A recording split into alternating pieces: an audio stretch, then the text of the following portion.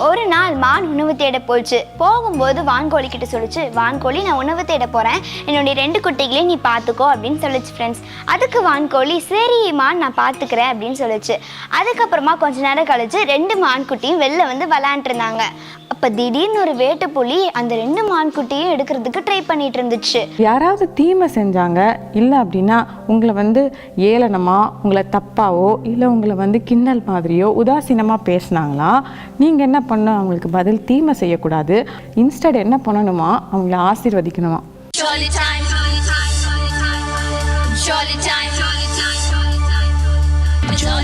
Jolly time வந்தாச்சு, கேலிக்கின்ற சண்டையெல்லாம் மோதாச்சு. Jolly time வந்தாச்சு. Hello friends, praise the Lord. எல்லாரும் எப்படி இருக்கீங்க? காட்ஸ் கிரேஸ் எல்லாரும் சூப்பராக இருக்கீங்க அப்படி தானே?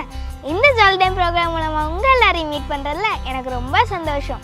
இன்றைக்கும் தீமையை மேற்கொள்ளு அப்படின்ற டாப்பிக்கில் தான் நம்ம ப்ரோக்ராம் பார்க்க போகிறோம். எப்படி தீமையை மேற்கொள்கிறது அப்படின்னு யோசிக்கிறீங்களா? ஏசப்பா நம்ம கூட இருந்தால் கண்டிப்பாக நம்மளால் மேற்கொள்ள முடியும்.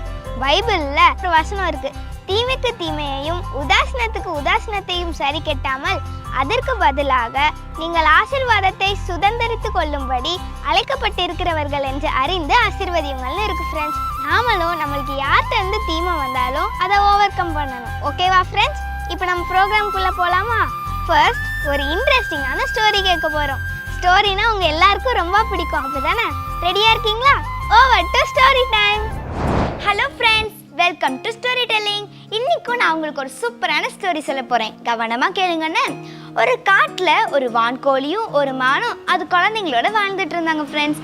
ஒரு நாள் வான்கோழி உணவு தேட போச்சு ஃப்ரெண்ட்ஸ். அப்போ அந்த 2 வான்கோழி குஞ்சுகளும் வெளில வந்து விளையாண்டுருந்தாங்க. திடீர்னு ஒரு கழுகு வந்து அந்த 2 வான்கோழி குஞ்சுகளையும் எடுக்கிறதுக்கு ட்ரை பண்ணிட்டு இருந்துச்சு. அதை பார்த்து ஒரு மான் ஓடி வந்து அந்த கழுகை துரத்தி விட்டுருச்சு ஃப்ரெண்ட்ஸ். அதுக்கப்புறமா கோழி வந்துச்சு. கோழி வந்தோடனே மான் சொல்லிச்சு, இந்த மாதிரி உன்னோட 2 குஞ்சுகளையும் வெளில விளையாண்டுருக்கும் போது கழுகு வந்துச்சு, நான் அதை துரத்தி விட்டேன் அப்படின்னு சொல்லிச்சு ஃப்ரெண்ட்ஸ். அப்போ கோழி சொல்லிச்சு, ரொம்ப தேங்க்ஸ், நான் எவ்வளவோ சொல்கிறேன் அவங்க கேட்க மாட்டேங்கிறாங்க, நான் வெளில வராதிங்கன்னு சொன்னாலும் கேட்க மாட்டேங்கிறாங்கன்னு ரொம்ப சோகமாக வான்கோழி சொல்லிச்சு ஃப்ரெண்ட்ஸ். அதை கேட்ட மான் சொல்லிச்சு, என் வீட்டு பக்கத்தில் ஒரு பெரிய மரம் இருக்குது, நீ வேணா உன்னோட குஞ்சுகளை வச்சு அங்கே தங்கிக்கலாம் அப்படின்னு சொல்லும் போது வான்கோழி சொல்லிச்சு, ஓகே நான் அங்கே தங்கிக்கிறேன்னு சொல்லிச்சு ஃப்ரெண்ட்ஸ். அவங்க 2 பேரும் அங்கே சந்தோஷமாக தங்க ஆரம்பிச்சாங்க. ஒரு நாள் மான் உணவு தேட போச்சு. போகும்போது வான்கோழி கிட்ட சொல்லிச்சு, வான்கோழி நான் உணவு தேட போகிறேன், என்னுடைய 2 குட்டிகளையும் நீ பார்த்துக்கோ அப்படின்னு சொல்லிச்சு ஃப்ரெண்ட்ஸ். அதுக்கு வான்கோழி சரி மான் நான் பார்த்துக்கிறேன் அப்படின்னு சொல்லிச்சு. அதுக்கப்புறமா கொஞ்ச நேரம் கழிச்சு 2 மான்குட்டியும் வெளில வந்து விளையாண்டுருந்தாங்க. அப்போ திடீர்னு ஒரு வேட்டைப்புலி அந்த 2 மான்குட்டியும் எடுக்கிறதுக்கு ட்ரை பண்ணிட்டு இருந்துச்சு. திடீர்னு ஓடி வந்து அது ஒரு மான்குட்டி எடுத்துகிட்டு போயிடுச்சு ஃப்ரெண்ட்ஸ். அதை பார்த்த வான்கோழி அந்த மான்குட்டிக்கு எந்த ஹெல்ப்புமே பண்ணல. கொஞ்ச நேரம் கழிச்சு மான் உணவு எடுத்துகிட்டு வரும்போது அந்த இன்னொரு மான்குட்டி வந்து அந்த மான்கிட்ட போய் இந்த மாதிரி நடந்ததெல்லாம் சொல்லிச்சு. அதை கேட்ட மானுக்கு ரொம்ப கஷ்டமாயிட்டு. வான்கோழி கிட்ட போய், வான்கோழி நம்ம ஒருத்தருக்கு ஒருத்தர் உதவியாக இருக்கிறதுக்கு தானே நான் 2 பேருக்கு வீட்டு பக்கத்தில் வச்சோம், நீ என் மான்குட்டியை வந்து வேட்டைப்புலி எடுத்துகிட்டு போகும்போது எதுவுமே செய்யலை, ஏன் இப்படி பண்ண அப்படின்னு சொல்லிட்டு மானுக்கும் ரொம்ப கஷ்டமாக இருந்துச்சு ஃப்ரெண்ட்ஸ். அப்போ வான்கோழி சொல்லிச்சு, நான் சொல்லி உன் குட்டி எங்கே கேட்கும், அதான் ஒரு குட்டி இருக்குல்ல அதை வச்சு இருந்துக்கோ அப்படின்னு சொல்லிச்சு ஃப்ரெண்ட்ஸ். ஆனாலும் மானுக்கு ரொம்ப கஷ்டமாக இருந்துச்சு. ஒரு நாள் வான்கோழி உணவு தேடுறதுக்காக ரொம்ப தூரம் போயிருக்கும்போது அந்த மான்குட்டி வான்கோழி குஞ்சுகள் இருக்கிற இடத்துல திடீர்னு காட்டுத்தீ பரவ ஆரம்பிச்சிருச்சு ஃப்ரெண்ட்ஸ். அப்போ அந்த மான் அந்த தீமைக்கு பயப்படாமல் அந்த தீமையை ஓவர் கம் பண்ணி தன்னுடைய குட்டியும் அந்த 2 வான்கோழி குஞ்சுகளையும் எடுத்து சேஃப்டியான பிளேஸ்க்கு போனாங்க. கொஞ்ச நேரம் கழிச்சு உணவு தேட போன வான்கோழி அந்த இடத்துக்கு வந்து பார்த்து ரொம்ப பயந்துச்சு ஃப்ரெண்ட்ஸ். ஐயோ என் குஞ்சுகளும் இதிலே மாண்டிருக்கே அப்படின்னு சொல்லி ரொம்ப கஷ்டப்பட்டுச்சு ஃப்ரெண்ட்ஸ். கொஞ்ச நேரம் கழிச்சு மான் சொல்லிச்சு, பயப்படாத வான்கோழி, உன்னுடைய குஞ்சுகள்லாம் இங்கே தான் இருக்குது, காட்டுத்தீ பரவும் போது நான் உன்னுடைய குஞ்சுகளை எடுத்து பத்திரமான பிளேஸில் போய் வச்சேன் அப்படின்னு சொல்லிச்சு ஃப்ரெண்ட்ஸ். அப்போ வான்கோழி சொல்லிச்சு, மான் உன்னுடைய குட்டியை வேட்டைப்புலி எடுத்துகிட்டு போகும்போது நான் அந்த ஹெல்ப்பும் பண்ணல, ஆனால் என்னுடைய குஞ்சுக்கு ஒரு ஆபத்து இருக்கும்போது நீ ஹெல்ப் பண்ணி எப்படியும் நான் முடிஞ்சதுன்னு கேட்டுச்சு ஃப்ரெண்ட்ஸ். அப்போ மான் சொல்லிச்சு, பைபிளில் ஒரு வசனம் இருக்குது, 1 பேதுரு 3:9, தீமைக்கு தீமையும் உதாசீனத்துக்கு உதாசீனத்தையும் சரி கட்டாமல் அதற்கு பதிலாக நீங்கள் ஆசீர்வாதத்தை சுதந்திரித்து கொள்ளும்படி அழைக்கப்பட்டிருக்கிறீர்கள் என்பதை அறிந்து ஆசீர்வதிங்கன்னு. ஏசப்பா சொன்ன மாதிரி நான் தீமைக்கு தீமையோ உதாசீனத்துக்கு உதாசீனத்தையோ சரி கட்டாமல் அந்த தீமையை ஓவர் கம் பண்ணி உனக்கு நன்மை செஞ்சேன்னு மான் சொல்லிச்சு ஃப்ரெண்ட்ஸ். இதை கேட்ட வான்கோழி தன்னுடைய தப்பை உணர்ந்து சாரி கேட்டுச்சு ஃப்ரெண்ட்ஸ். அதுக்கப்புறம் மானும் வான்கோழியும் சந்தோஷமாக இருந்தாங்க. ஃப்ரெண்ட்ஸ், இந்த ஸ்டோரியிலேருந்து நம்ம என்ன கற்றுக்குறோம்? நம்ம தீமைக்கு தீமையை சரி கட்டாமல் நம்ம இந்த தீமையை ஓவர் கம் பண்ணி நம்ம நல்லது செய்யணும். நீங்களே இனிமேல் எப்படி இருப்பீங்க தானே? ஓகே ஃப்ரெண்ட்ஸ், நெக்ஸ்ட் ஸ்டோரி டெல்லிங்கில் உங்களை நான் சந்திக்கிறேன். Until then, bye bye. என்ன ஃப்ரெண்ட்ஸ், ஸ்டோரி கேட்டிங்களா? சூப்பராக இருந்துச்சா? நம்ம யாருக்கும் தீமைக்கு தீமை செய்யாமல் தீமைக்கு நன்மை செய்யணும். அப்படி நன்மை செய்யும்போது தான் இயேசுவோட நாமம் கண்டிப்பாக மகிமைப்படும். ஓகேவா ஃப்ரெண்ட்ஸ்? இப்போவும் ஒரு இன்ட்ரெஸ்டிங்கான செக்மெண்ட்குள்ளே போக போகிறோம். என்ன தெரியுமா? Do you know me? Friends, உங்களில் யாராச்சும் எனக்கு எல்லாமே தெரியும்னு சொல்ல முடியுமா? கண்டிப்பாக சொல்ல மாட்டீங்க, அப்படிதானே? கற்றது கையளவு, கல்லாதது உலகளவுன்னு சொல்லுவாங்க. ஸோ இப்போவும் நம்மளுக்கு தெரியாதது நிறைய விஷயங்களுக்கு நம்மளுக்கு தெரியாத ஒரு விஷயத்தை பற்றி இன்னைக்கு தெரிஞ்சுக்க போகிறோம். ரெடியாக இருக்கீங்களா friends? Over to do you know me. Hi குட்டீஸ், நான் யாருன்னு உங்களுக்கு தெரியுமா? நீங்க கூட என்ன நிறைய வாட்டி யூஸ் பண்ணிருக்கீங்க. புக், நோட், டிராயிங் நோட், இந்த மாதிரி நிறைய வாட்டி என்ன யூஸ் பண்ணிருப்பீங்க. நான் யாருன்னு இப்ப சொல்லுங்க பாப்போம். கரெக்ட், நான் தான் உங்க பேப்பர். என்ன எப்படி கிரியேட் பண்ணாங்கன்னு பாப்போமா? என்ன ஃபர்ஸ்ட் ஈஜிப்ட்ல தான் கிரியேட் பண்ணாங்க குட்டீஸ். எதை வச்சு கிரியேட் பண்ணாங்கன்னு தெரியுமா? பப்பரைஸ் அப்படிங்கிற ஒரு செடியை வச்சுதான் என்ன கிரியேட் பண்ணாங்க. பப்பரைஸ் அப்படிங்கிற சொல்லில் இருந்து பேப்பர்னு எனக்கு பேர் வந்துச்சு. அது ஆப்பிரிக்கால பாயிற நைல் நதியில தான் அதிகமா வளரும் குட்டீஸ். பப்பரைஸ் வச்சு சின்ன சின்ன துண்டா வெட்டி அதில் இருக்கிற பச்சை தோலை நீக்கிவிட்டு மீதி இருக்கிறத குட்டி குட்டி பட்டையா வெட்டி 6 நாட்கள் நீர்ல ஊற வச்சு அதை எடுத்து குறுக்கும் நெடுக்குமா அடுக்க வச்சு அதுக்கப்புறம் ஈர துணிய அதன் மேல வச்சு பிரஷர் கொடுத்தாங்க. அதன் மூலமா தான் பேப்பர் ஆகிய நான் உருவானேன். இந்த முறைய அவங்க பயன்படுத்தும் போது ரொம்ப கஷ்டமா இருந்துச்சாம். அது மட்டும் இல்லாம நிறைய பேருக்கு இது தெரியவும் இல்லையா. அதன் பிறகு கிபி 105வது வருஷம் சீனாவில் இருக்கிற ஹான் டைனஸ்டி அப்படிங்கிற இடத்துல மூங்கில் மரங்களை வெட்டி அதன் மேல இருக்கிற பச்சை தோலை நீக்கிட்டு அதுல இருக்கிற குட்டி குட்டி துண்டுகளை உடைச்சு தண்ணியில போட்டு கொதிக்க வச்சாங்க. அப்புறம் எல்லாமே சேர்ந்து கூழா மாறின பிறகு அந்த கூழை பரப்பி சூரிய ஒளியில காய வச்சாங்க. அப்பந்தான் பேப்பர் ஆகிய நான் உருவானேன். இப்படிதான் ஃபர்ஸ்ட் டைமா என்ன அவங்க உருவாக்குனாங்க. உலகத்துல பல இடங்களுக்கு இந்த டெக்னிக் கடந்து போச்சு. அதுக்கு பிறகு 19வது நூற்றாண்டுல உலகத்துல இருக்கிற அனைத்து காகித உற்பத்தியாளர்களும் மரத்துல இருந்து மெஷின் வச்சு என்ன உருவாக்குனாங்க. என்ன குட்டீஸ், இப்போ உங்களுக்கு புரிஞ்சதா என்ன எப்படி உருவாக்குனாங்கன்னு? அதனால யாரும் என்ன வேஸ்ட் பண்ணாதீங்க, கரெக்டா யூஸ் பண்ணுங்க. ஓகே குட்டீஸ், பாய். என்ன friends, do you know me பார்த்தீங்களா? ஒரு புது விஷயத்தை பற்றி தெரிஞ்சுக்கிட்டீங்களா? இன்னும் நிறைய விஷயங்கள் நம்மளுக்கு தெரியாமல் இருக்குது. அதை இன்னும் வர ப்ரோக்ராமில் நம்ம பார்க்க போகிறோம். ஸோ தொடர்ந்து ப்ரோக்ராம் பாருங்கள் ஃப்ரெண்ட்ஸ். இப்போவும் ஒரு இம்பார்ட்டண்டான செக்மெண்ட்குள்ளே போக போகிறோம். என்ன தெரியுமா? ப்ரேயர் பண்ண போகிறோம். உங்களில் 2 பேர் தாங்கள் வேண்டிக் கொள்ள போகிற எந்த காரியத்தை குறித்தாகிலும் பூமியில் ஒருமனப்பட்டிருந்தால் பரலோகத்தில் இருக்கிற என் பிதாவினால் அது அவர்களுக்கு உண்டாகும்னு பைபிளில் வசனம் இருக்கு ஃப்ரெண்ட்ஸ். ஸோ நம்மளும் ஒருமனப்பட்டு கூடி எந்த விஷயத்துக்காக ஜெபிச்சாலும் ஏசப்பா உடனே நம்ம ஜெபத்தை கேட்டு பதில் தருவாங்க. நம்ம சிறு பிள்ளைகள் மத்தியில் நிறைய ஜெபக்குழுக்கள் எழும்பணுன்றதை பற்றி தான் இன்னைக்கு நம்ம ப்ரேயர் பண்ண போகிறோம். ஸோ ப்ரேயர் பண்ணுறதுக்கு முன்னாடி ஒரு வீடியோ பார்த்துட்டு வரலாமா? ஓவர் டு நான் ப்ரே. இந்தியாவில் உள்ள சிறு பிள்ளைகளின் எண்ணிக்கை சுமார் 48 கோடிக்கும் அதிகமான பேர். இவர்களில் பெரும்பாலானோர் டிவி, போன், கேம்ஸ் அடிமைகளாக இருக்கிறார்கள். இவர்கள் விடுதலை பெற்று இயேசுவுக்கு சாட்சியாக எழும்பணும். சிறு பிள்ளைகள் மத்தியில் ஜெப குழுக்கள் எழும்பணும்.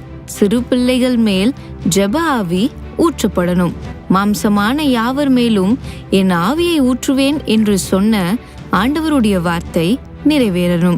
சிறுவர்கள் தரிசனம் பார்க்கிற பிள்ளைகளாகவும் தீர்க்க தரிசனம் சொல்லுகிற பிள்ளைகளாகவும் மாற வேண்டும். இவர்களை எழும்ப விடாதபடி தடை பண்ணுகிற எல்லா பிசாசின் தந்திர கிரியைகளும் அழிக்கப்படணும். சிறு பிள்ளைகள் மத்தியில் அநேக ஜெப குழுக்கள் எழும்பணும். இதற்காக ஜெபிப்போமா குட்டீஸ்? ஹாய் குட்டீஸ், பிரைஸ் லார்ட். இந்த நவன் பிரேயில் இணைந்திருக்கிற உங்கள் யாவரையும் இயேசு கிறிஸ்துடைய நாமத்தில் வாழ்த்துகிறோம். என்ன குட்டீஸ், ஒவ்வொரு வாரமும் இந்த நிகழ்ச்சி மூலமாக நம்ம நிறைய காரியங்களுக்காக ஜெபிக்கிறோம். அதிலெல்லாம் ஏசப்பா அற்புதம் செஞ்சுருக்கிறாங்க. அதற்காக நம்ம ஏசப்பாவுக்கு நன்றி செலுத்தணும். இந்த வாரத்துலேயும் ஒரு முக்கியமான காரியத்துக்காக நம்ம ஜெபிக்க போகிறோம். நம்ம வீடியோவில் பார்த்தல சிறு பிள்ளைகளுக்குள்ள ஒரு ஜெபக்குழு உண்டாகணும் அப்படின்னு நம்ம ஜெபிக்க போகிறோம். உங்களை போல ஜெபிக்கிற பிள்ளைகள் தேசம் முழுவதும் எழும்பணும். நம்ம ஜெபிக்க போகிறோம். ஏசப்பா அப்படிப்பட்ட சின்ன பிள்ளைங்களை இன்னைக்கு எழுப்ப போகிறாங்க. நம்ம ஜெபம் பண்ணலாமா? எல்லா பிள்ளைகளும் முழங்கால் பண்ணிக்கோங்க. எல்லா பிள்ளைகளும் கண்களை மூடிக்கொள்ளுங்க. நம்ம ஜெபிக்க போகிறோம். கருத்தா ஜெபிக்க போகிறோம். ஏசப்பா நம்ம ஜெபத்தை கேட்கிற தேவன். நம்ம ஜெபத்தை கேட்கறது மாத்திரம் அல்ல, அதற்கு சீக்கிரத்துல பதில் கொடுப்பாங்க. நம்ம எல்லாரும் ஜெபம் பண்ணுவோம். முதலாவது, நம்ம இந்தியாவில் இருக்கிற, நம்ம தேசத்துல இருக்கிற சிறு பிள்ளைகள் மொபைல் டிவியில அடிமையா இருக்கிறாங்க. அப்ப அவங்களெல்லாம் ஏசப்பா தொடணும். அவங்க எல்லாம் ஜெபிக்கிற பிள்ளைகளா மாறணும். ஜெபம் பண்ணுங்க. எல்லாரும் வாய்களை திறந்து ஜெபிங்க. இயேசு கிறிஸ்துடைய நாமத்தை சொல்லி நீங்க ஜெபிங்க. கண்டிப்பா அந்த நாமத்தை சொல்லும் போது அற்புதம் நடக்கும். ஏசப்பா நாங்கள் ஜெபிக்கிறோம். ஏசப்பா நாங்கள் சிறு பிள்ளைகளாக இணைந்து உடைய சமூகத்தில் ஜெபிக்கிறோம். ஏசப்பா எங்க தேசத்தில் இருக்கிற சிறு குழந்தைகளுக்காக ஜெபிக்கிறோம். ஏசப்பா செல்போன் டிவியில் அடிமைப்பட்டு இருக்கிற பிள்ளைகளுக்கு ஒரு விடுதலையை கொடுத்து அவங்க எல்லாம் ஜெபிக்கிற பிள்ளைகளாய் மாறட்டும். சிறு பிள்ளைகளுக்கு மத்தியில் ஆண்டவரே ஒரு ஜெப ஆவியை ஊற்றுவீராக. சிறு குழந்தைகள் ஜெபிக்கிற பிள்ளைகளாய் மாறட்டும். ஜெப ஆவி பெற்றவர்களாய் மாறட்டும். ஏசப்பா ஆண்டவரே குழுக்களாக ஜெபிக்கிற பிள்ளைகளாய் மாறட்டும். ஆண்டவரே படிக்கிற இடத்துல, விளையாடுற இடத்துல, வீடுகளில் பிள்ளைகள் கூடி ஜெபிக்கணும். ஏசப்பா அப்படிப்பட்ட ஒரு ஜெப ஆவியை பிள்ளைகள் மீது, சிறு குழந்தைகள் மீது ஊற்றுவீராக. நாங்கள் சிறு பிள்ளைகளாக இணைந்து ஜெபிக்கிறோம். சிறு பிள்ளைகளுடைய ஜெபத்தை விரும்புகிற தேவனே, நாங்கள் சிறு பிள்ளைகளாய் உடைய சமூகத்தில் ஜெபிக்கிறோம். ஏசப்பா எங்க விண்ணப்பத்துக்கு நீங்க பதில் கொடுங்க. சிறு பிள்ளைகளுக்கு மத்தியில் ஒரு ஜெப ஆவியை ஊற்றுங்க. ஒரு எழுப்புதல் ஆவியை ஊற்றுங்க. சிறு பிள்ளைகள் எல்லாரும் ஜெபிக்கணும். தேசத்திற்காக ஜெபிக்கணும். ஆண்டவரே அப்படிப்பட்ட பிள்ளைகளாய் எங்க தேசத்துக்கு எல்லா பிள்ளைகளையும் மாற்றுங்க. ஆண்டவரே எல்லா பிள்ளைகள் மீது அந்த ஆவி ஊற்றப்படட்டும். நாங்கள் ஜெபிக்கிறோம். நாங்கள் ஜெபிக்கிறோம். ஏசப்பா சிறு பிள்ளைகளை தொடுங்க. ஆண்டவரே ஆண்டவரே பொல்லாத வழியை விட்டு விலகட்டும். ஏசப்பா அருவருப்பை விட்டு விலகட்டும். ஆண்டவரே தேவையில்லாத காரியங்களை விட்டு விலகி சிறு பிள்ளைகள் பரிசுத்தமாகி ஜெபிக்கிற பிள்ளைகளாய் மாறட்டும். ஆண்டவரே நாங்கள் ஜெபிக்கிறோம். கடைசி காலத்துல சிறு பிள்ளைகளை எழுப்புவேன்னு சொன்னீங்களே, அவங்க தரிசனம் பார்ப்பாங்க, தீர்க்க தரிசனம் சொல்லுவாங்கன்னு வேதம் சொல்லி இருக்கிறது. உங்க வார்த்தையின்படி ஜெபிக்கிறோம். வேத வார்த்தையின்படி ஜெபிக்கிறோம். அவங்க மேல ஒரு அபிஷேகம் ஊற்றப்படட்டும். சிறு பிள்ளைகள் ஆண்டவரை தரிசனம் பார்க்கிற பிள்ளைகளாய், தீர்க்க தரிசனம் உரைக்கிற பிள்ளைகளாய் மாறட்டும். ஜெபிக்கிற பிள்ளைகளாய் மாறட்டும். சத்தியத்தை அறிவிக்கிற பிள்ளைகளாய் மாறட்டும். ஆண்டவரே நாங்கள் எல்லோரும் சிறு பிள்ளைகளாய் ஜெபிக்கிறோம். ஆண்டவரே நாங்கள் ஜெபிக்கிறோம். அப்படி நம்ம பீட்டர் தம்பியோடு இணைந்து ஜெபிக்க போகிறோம். ஏசப்பா அற்புதம் செய்ய போகிறார். அன்புல ஏசப்பா, இந்த நாள் தரக்கா நன்றி. எஃப்பா இந்த நாளில் நாங்கள் சிறு பிள்ளைங்களுக்காக ஜெபிக்கிறோம். ஏசப்பா நிறையா சிறு பிள்ளைங்க நிறையா இதுக்கு அடிக்ட் ஆகிருக்காங்க. எஃப்பா ஃபோனுக்கு, டிவி, கேமுக்கெலாம் அடிக்ட் ஆகிருக்காங்க. எஃப்பாங்களுக்கெலாம் நீங்கள் நல்ல விடுதலை கொடுங்க. எஃப்பா நிறைய சிறு பிள்ளைங்க போதே பழக்கத்துக்கும் அடிமையாக இருக்காங்க. அவங்களெலாம் நீங்கள் ரசிங்க. ஏசப்பா அவங்கள நீங்கள் பாதுகாத்துக்கொள்ளுங்க. எஃப்பா எல்லா சிறு பிள்ளைங்க மேலேயும் நீங்கள் ஜெபாவி ஊற்றுங்க. ஏசப்பா நீங்களே அவங்கள பாதுகாத்துக்கொள்ளுங்க. அவங்கள ஆசீர்வதிங்க. ஏசப்பா அவங்க நல்லா படிக்கணும். ஏசப்பா உங்கள் ரத்த கொட்டைக்கு எல்லா சிறு பிள்ளைங்களும் நீங்கள் பாதுகாத்துக்கொள்ளுங்க. ஏசப்பா எங்கள் தேசத்தில் இருக்கிற எல்லா சிறு பிள்ளைங்களும் ரசிக்கப்படணும். ஏசப்பா அவங்க குழுவாக சேர்ந்து ஜெபிக்க உதவி செய்யுங்க. அவங்க தீர்க்க தரிசனம் சொல்லணும். ஏசப்பா அவங்க குறை அவங்க மேலே இருக்கட்டும். ஏசப்பா அந்த கடைசி கால எழுப்புதலில் நீங்கள் அவங்கள பயன்படுத்துங்க. ஏசப்பா நீங்களே அவங்கள பாதுகாத்துக்கொள்ளுங்க. ஏசப்பா ஆசீர்வதிங்க. ஏசப்பா உங்கள் காரை அவங்க மேலே இருக்கட்டும். ஏசப்பா நீங்களே ஆசீர்வதிங்க. ஏசப்பா அவங்களுக்கு நல்ல விடுதலையை கொடுங்க. பாதுகாத்துக்கொள்ளுங்க. ஏசப்பா நீங்களே ஆசீர்வதிங்க. ஏசப்பா நீங்கள் சின்ன பிள்ளைங்க ஜெபத்தை கேட்பீங்க சொல்லியிருக்கீங்களே. ஏசப்பா நாங்கள் சின்ன பிள்ளைங்களா ஜெபிக்கிறோம். ஏசப்பா நீங்கள் எங்கள் ஜெபத்தை கேட்டு சீக்கிரம் பல் தரப்பதற்காக நன்றி. நீ பெரேசு மூது வைக்கிற நல்ல பிதாவே. ஆமென். ஏசப்பா நம்முடைய ஜெபத்தை கேட்டாங்க. நம்ம தேசத்தில் இருக்கிற 48 கோடி சிறு பிள்ளைகள் மேலே ஆண்டவருடைய அபிஷேகம் ஊற்றப்பட போகிறது. அவங்க எல்லாம் ஜெபிக்கிற பிள்ளைகளாக மாற போகிறாங்க. நீங்கள் ஜெபிக்கிறீங்களே, உங்களை போல அவங்களும் ஜெபிக்கிற பிள்ளைகளாக மாற போகிறாங்க. அது சீக்கிரத்தில் நடக்க போகிறது. அப்படி இன்னொரு காரியத்துக்காக ஜெபிக்க போகிறோம். ஏசப்பா நமக்கு ஒரு தரிசனம் கொடுத்துருக்குறாங்கல்ல, சிறு பிள்ளைகளை குறித்து ஒரு தரிசனம் இருக்குதுல்ல. அப்போ அந்த தரிசனத்துக்காக நம்ம ஜெபிக்க போகிறோம். 10 கோடி சிறு பிள்ளைகளுக்கு சுவிசேஷம் அறிவிக்கணும். 1 கோடி சிறு குழந்தைகளை ரட்சிப்புகளை நடத்தணும்னு ஆண்டவர் நமக்கு ஒரு தரிசனம் கொடுத்துருக்கிறாங்க. 2030க்குள்ள இந்த காரியத்தை செய்து முடிக்கணும். இப்போ அதுக்காக நம்ம ஜெபிக்க போகிறோம். கண்களை மூடிக்கொள்ளுங்க. அந்த தரிசனத்தை சொல்லி ஜெபிங்க. ஏசப்பா எங்களுக்கு தரிசனம் தந்திருக்கிறீங்களே, அதற்காக உமக்கு ஸ்தோத்திரம். ஏசப்பா எங்க இந்தியா முழுவதும் இருக்கிற எல்லா சிறு குழந்தைகளுக்கும் சுவிசேஷம் அறிவிக்கப்படணும். 2030 பிள்ளைகளுக்குள்ள 10 கோடி சிறு பிள்ளைகளுக்குள்ள ஆண்டவரே சுவிசேஷம் அறிவிக்கப்படணும். நீங்க தான் மெய்யான கடவுள் என்பதை அவங்க அறிந்து கொள்ளணும். இயேசுதான் மெய்யான தேவன் என்பதை அறிந்து கொள்ளணும். உங்க இரத்தத்தினால தான் பாவ மன்னிப்பு உண்டு என்பதை சிறு பிள்ளைகள் அறிந்து கொள்ளணும். உங்க இரத்தத்தினால ரட்சிக்கப்படணும், விடுதலையாகணும். அவங்க பேரெல்லாம் ஜீவ புஸ்தகத்தில் எழுதப்படணும். இயேசப்பா, எங்க இந்தியாவில் இருக்கிற எல்லா சின்ன பிள்ளைகளுடைய பேரும் ஜீவ புஸ்தகத்தில் எழுதப்படணும் ஆண்டவரே. அப்படி நீங்க செய்ய வேண்டும் என்று ஜெபிக்கிறேன் இயேசப்பா. ஆண்டவரே, அந்த பிள்ளைகள் ரட்சிக்கப்படணும். 1 கோடி சிறு குழந்தைகள் ரட்சிக்கப்படணும். 10 கோடி சிறு பிள்ளைகளுக்கு சுவிசேஷம் அறிவிக்கப்படணும். நாங்கள் எல்லோரும் ஜெபிக்கிறோம், எல்லாரும் ஜெபிக்கிறேன் இயேசப்பா. எல்லா ஜனமும் ரட்சிக்கப்படுகிறது தானே உங்க சித்தம். எல்லாரும் சத்தியத்தை அறிந்து கொள்கிறது தானே உங்களுடைய சித்தம். நாங்கள் ஜெபிக்கிறோம், உங்க சித்தத்தின்படி ஜெபிக்கிறோம். சிறு பிள்ளைகள் எல்லாரும் சத்தியத்தை அறிந்து கொள்ளட்டும். எல்லாரும் ரட்சிப்பின் வஸ்திரத்தை தரித்து கொள்ளட்டும். எல்லாரும் பரலோகத்துக்கு வரட்டும் இயேசப்பா. எதை இழந்தாலும் பரலோகத்தை இழக்காத பாக்கியத்தை எல்லா சிறு குழந்தைகளுக்கும் கத்த தருவீராக. நாங்கள் ஜெபிக்கிறோம், நீங்க அற்புதம் செய்யுங்கப்பா. நீங்க சொன்ன வார்த்தையின்படி ஜெபிக்கிறோம். உங்க விருப்பத்தின்படி சிறு பிள்ளைகளாக இணைந்து ஜெபிக்கிறேசப்பா. நீங்க அப்படியே எங்களுக்கு பதில் கொடுக்க போகிறதற்காக உமக்கு நன்றி செலுத்துகிறோம். மீட்பர் இயேசு கிறிஸ்துவின் நாமத்தில் ஜெபிக்கிறோம் பிதாவே, ஆமேன் ஆமேன். என்ன குட்டீஸ், நமக்கு இந்த காரியத்துக்காக ஜெபித்திருக்கிறோம். தொடர்ந்து நீங்க ஜெபிக்கணும். நிறைய சிறு குழந்தைகள் குழுக்களா ஜெபிக்கிறீங்க, உங்க வீடுகளில் ஜெபிக்கிறீங்க. இந்த காரியத்தையும் வைத்து நீங்க குழுக்களா ஜெபிக்கணும். ஆண்டவர் சீக்கிரத்தில் இந்த காரியத்தில் அற்புதம் செய்ய போகிறாங்க. என்ன குட்டீஸ், தொடர்ந்து நம்ம நிகழ்ச்சியை பாருங்க. கர்த்தர் உங்களை ஆசீர்வதிப்பார். என்ன ஃப்ரெண்ட்ஸ், ப்ரேயர் பண்ணீங்களா? நீங்கள் நிறைய பேர் ஜெபக்குழுவில் சேர்ந்து ஜெபிக்கிறீங்க. ஆனால் நம்ம சிறு பிள்ளைகள் மத்தியில் நிறைய ஜெபக்குழுக்கள் எழுமணுன்றதுக்காக டெய்லி ப்ரேயர் பண்ண மறக்காதீங்க. ஓகேவா ஃப்ரெண்ட்ஸ்? இவ்வளோ நேரம் நம்ம ஸ்டோரி கேட்டோம், டூ யூ நோ மீ பார்த்தோம், ப்ரேயர் பண்ணோம். இப்போவும் நம்ம இயேசுவோட வார்த்தையை கேட்க போகிறோம். தேவன் வார்த்தையால் வானத்தையும் பூமியையும் அவைகளுள்ள எல்லாவற்றையும் படைச்சாங்க. ஸோ அந்த வார்த்தை எவ்வளோ வல்லமை உள்ளதுன்னு பார்த்தீங்களா ஃப்ரெண்ட்ஸ்? இப்போவும் நம்ம தேவனுடைய வல்லமையுள்ள வார்த்தையை கேட்க போகிறோம். எல்லாரும் உங்கள் பைபிள், நோட், பென்லாம் எடுத்துகிட்டு ரெடியாக இருங்க. ஆல்ரெடி ரெடியாக இருக்கீங்களா? Wow, super. இப்போ நம்ம மெசேஜ் கேட்கலாமா? Over to message time. Hello குட்டீஸ், எல்லோரும் எப்படி இருக்கிறீங்க? நல்லா இருக்கிறீங்களா? ஜாலி டைமில் தீமையை மேற்கொள்கிறது எப்படி அப்படின்னு ஸ்டோரி கேட்டு வந்திருக்கிறீங்க. உங்களுக்கு பிடிச்சிருந்துச்சா? உங்களுக்கு அதில் நல்லாவே தெரிஞ்சிருக்கும்ல. உங்களுக்கு ஒரு வசனத்தை நான் காட்ட விரும்புகிறேன். அது எங்கே இருக்குது அப்படின்னா 1 பேதுரு 3ஆம் அதிகாரம் 9வது வசனம். தீமைக்கு தீமையையும் உதாசீனத்துக்கு உதாசீனத்தையும் சரி கட்டாமல் அதற்கு பதிலாக நீங்கள் ஆசீர்வாதத்தை சுதந்திரித்து கொள்ளும்படி அழைக்கப்பட்டிருக்கிறவர்கள் என்று அறிந்து ஆசீர்வதியுங்கள். அதாவது தீமைக்கு நீங்கள் தீமை செய்யக்கூடாது. ஒருத்தர் உங்களை உதாசீனப்படுத்தினா நீங்கள் அவங்கள உதாசீனப்படுத்தக்கூடாது. நீங்கள் ஆசீர்வதிக்கப்பட்டவங்க அப்படின்னு நினச்சி உங்களுக்கு தெரியணும் நீங்களாம் ஆசீர்வதிக்கப்பட்டிருக்கீங்க. ஏன்னா நம்மளாம் ஏசப்பா பிள்ளைகள் அப்படின்னு மற்றவங்கள ஆசீர்வதிக்கணுமா. தீமைனா அவங்களுக்கு தெரியும், உங்களுக்கு ஏதாவது தப்பு பண்ணாங்கன்னா அதுதான் தீமை. ஆனால் உதாசீனம் அப்படின்னா நீலாம் என்ன அவ்வளோ பெரிய ஆளா அப்படின்னு உங்களை பார்த்து ஏதாவது ஏளனமாக பேசுவாங்கள்ல, கிண்டல் பண்ணி பேசுவாங்கள்ல, அதுதான் உதாசீனம். அப்போ உங்களுக்கு யாராவது தீமை செஞ்சாங்க இல்லை அப்படின்னா உங்களை ஏளனமாக, உங்களை தப்பாவோ இல்லை உங்களை கிண்டல் மாதிரியோ உதாசீனமாக பேசினாங்களா, நீங்கள் என்ன பண்ண, அவங்களுக்கு பதில் தீமை செய்யக்கூடாது. அவங்களையும் திருப்பி நீங்கள் கிண்டல் பண்ணக்கூடாது, திருப்பி ஏளனமாக பேசக்கூடாது, திருப்பி அவங்கக்கிட்ட அசிங்கமாக பேசக்கூடாது. இன்ஸ்டெட் என்ன பண்ணணுமா, அவங்கள ஆசீர்வதிக்கணுமா. கொஞ்சம் கஷ்டமான டாஸ்க் தானே. சரி, உங்களுக்கு பைபிளில் ஒரு இன்சிடெண்ட் இருக்குது, அதை நான் உங்களுக்கு சொல்கிறேன். யோசேப்பு தெரியும்ல? யோசேப்பு அவங்க வீட்டில் ரொம்ப செல்லமான பிள்ளை. அவங்க அப்பாவுக்கு மட்டும்தான் ஆனால் செல்லமான பிள்ளை. அவங்க வீட்டில் இருக்க அவங்க பிரதர்ஸ்க்கு யாருக்குமே யோசேப்பை பிடிக்காது. அதே மாதிரி யோசேப்புக்கு நிறைய கனவு வரும். அந்த கனவுல எல்லாம் யோசேப்பை கர்த்தர் உயர்த்த போகிறாரு அப்படின்னு வரும். அதை அவங்க அண்ணங்க கிட்ட சொல்லுவாங்க, அவங்க அப்பா கிட்ட சொல்லுவாங்க. ஆனால் ஆஸ் யூஷுவல் அவங்க அப்பாவுக்கு மட்டும்தானே யோசேப்பை பிடிக்கும், அவங்க பிரதர்ஸ்க்கு பிடிக்காதுல்ல.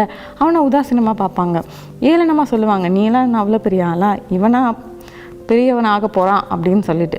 சப்போஸ் இதே மாதிரி நீங்களும் உங்கள் வாழ்க்கையில் யாராவது உங்களை கிண்டல் பண்ணாங்க, நீலாம் என்ன அவ்வளோ பெரிய ஆளா அப்படின்னு சொன்னாங்க அப்படின்னா நீங்கள் என்ன பண்ணுவீங்க? உங்களோட மனநிலை எப்படி இருக்கும் கொஞ்சம் யோசித்து பாருங்கள். நமக்கு கோவம் வரும், மறுபடியும் அவங்கள கிண்டல் பண்ணணும், மறுபடியும் அவங்கள தப்பாக பேசணும், மறுபடியும் அவங்கள அசிங்கமாக பேசணும், அப்படி தானே தோணும்.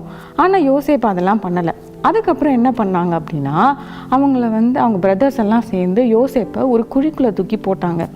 அதுக்கப்புறம் மீதியானியர்கள் அப்படின்னு சொல்லி வியாபாரிகள் கிட்ட விற்றுட்டாங்க. அந்த வியாபாரிகள் எகிப்தில் கொண்டு போய் அவரை விற்றுட்டாங்க. இப்படி தான் யோசேப்பு கஷ்டப்பட்டுட்டே இருந்தார். அப்போது அவங்களோட பிரதர்ஸ் யோசேப்புக்கு தீமை கூட செஞ்சுருக்கிறாங்க. எவ்வளோ பெரிய ஆளாக இருந்தவர், அப்பாவுக்கு செல்லமாக இருந்த பையன் அடிமையாக இன்னொரு இடத்துக்கு கொண்டு போய் விற்கப்பட்டு அங்கே கஷ்டப்பட்டு வேலை பார்க்க வேண்டிய சூழ்நிலை. பிரதர்ஸ்னால உதாசீனம் மட்டும் இல்லை, தீமையும் அனுபவிச்சார்.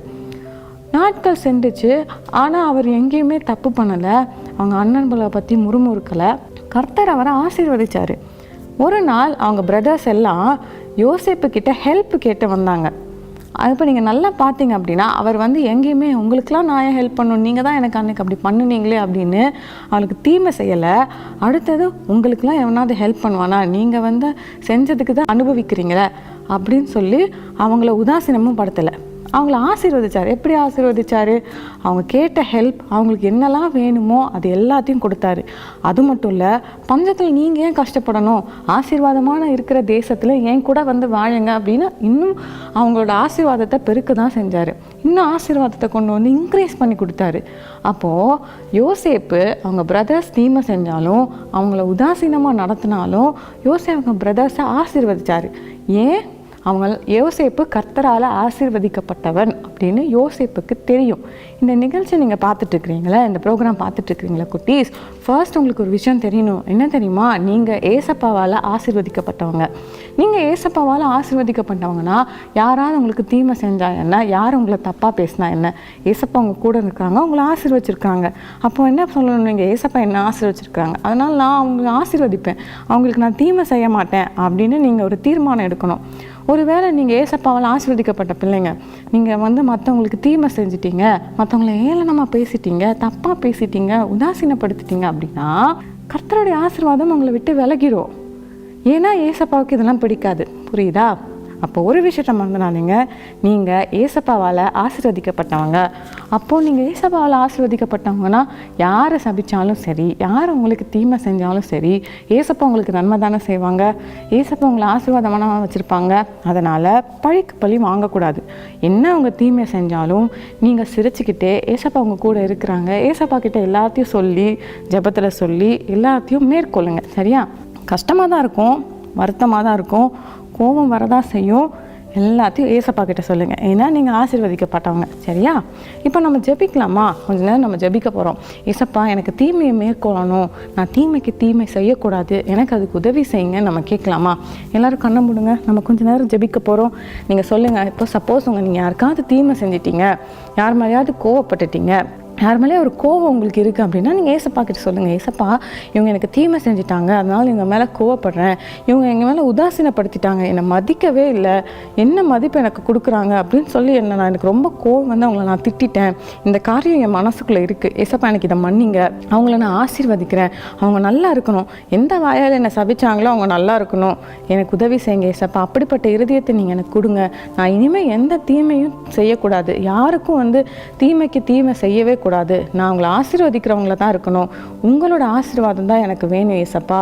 என் ஜெபத்தை கேட்டதற்காக ஸ்தோத்திரம், இயேசுவின் நாமத்தினாலே ஆமேன். குட்டீஸ், நம்ம எல்லாரும் தீமையை மேற்கொள்கிறவங்களா இருக்கணும். ஏன்னா நம்மெல்லாம் ஏசப்பாவால் ஆசீர்வதிக்கப்பட்ட பிள்ளைகள். ஓகேவா? நம்ம இன்னொரு ப்ரோக்ராமில் நான் உங்களை மீட் பண்ணுறேன். பாய். என்ன ஃப்ரெண்ட்ஸ், மெசேஜ் கேட்டிங்களா? யூஸ்ஃபுல்லாக இருந்துச்சா? மெசேஜ் மூலமாக ஏசப்பா கூட பேசியிருப்பாங்கன்னு நான் விசுவாசிக்கிறேன். மெசேஜில் கேட்ட மாதிரியே யாருன்னு உங்களுக்கு தீமை செஞ்சாலும் அதை ஓவர் கம் பண்ண தெரியும். அப்படிதானே ஃப்ரெண்ட்ஸ்? சூப்பர். இப்போவும் நம்ம ப்ரோக்ராமோட எண்டுக்கு வந்துட்டோம். இன்னொரு ஜால் டைம் ப்ரோக்ராமில் உங்கள் எல்லாரையும் மீட் பண்ணுறேன். Until then, bye-bye. Jolly Time Jesus Redeems Ministries, Nalumavidi, Thuthukudi District, 628211. For 24 hours prayer support, 04639353535. God bless you.